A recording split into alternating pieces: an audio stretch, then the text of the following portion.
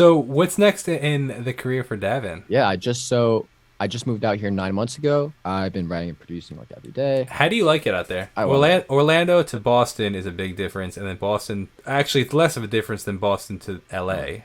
Because Yeah, New York to LA is a very big difference culturally. So I'm curious your experience. I love LA. I personally always loved it. I mean, I would take trips out here beforehand and like work with people and just the energy anywhere for me, really. I think I could live in New York too. But like for me, I remember the big thing when I moved to Boston is I was like surrounded by all these creative musical people. And I came from like a small town where I was the only person doing music or, like really producing whatever. And when I got to Boston, I was like so inspired by everybody around me. Yeah. And same thing in LA is how I've like so many creatives, so many people who have made that decision of being like, this is what I'm doing with my life. And you're already like-minded individuals. Hmm. I love it out here. I mean, I love the weather. It's gorgeous. I love the whole vibe. Every week I'm driving the 405 and I see the view and I'm like, wow, very lucky to live here. Have you gone up to the Tom Petty track, Mulholland? Yeah, I have. I live like very close to Mall.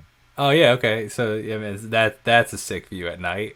Mulholland Yeah. Drive. Fun LA fact, actually. You know how on Mulholland Drive, first of all, Mulholland's like a 45-mile road, which most people don't realize. But the typical part that most people talk about is where you oversee the city of LA. It's beautiful, right?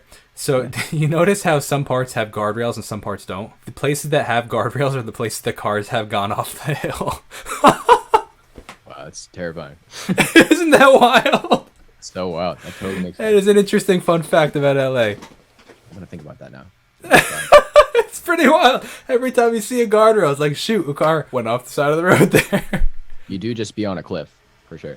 Yeah, I mean that road. I'm surprised the whole thing isn't honestly guardrailed because it's pretty wild and people whip around those corners for sure, man. That is too funny.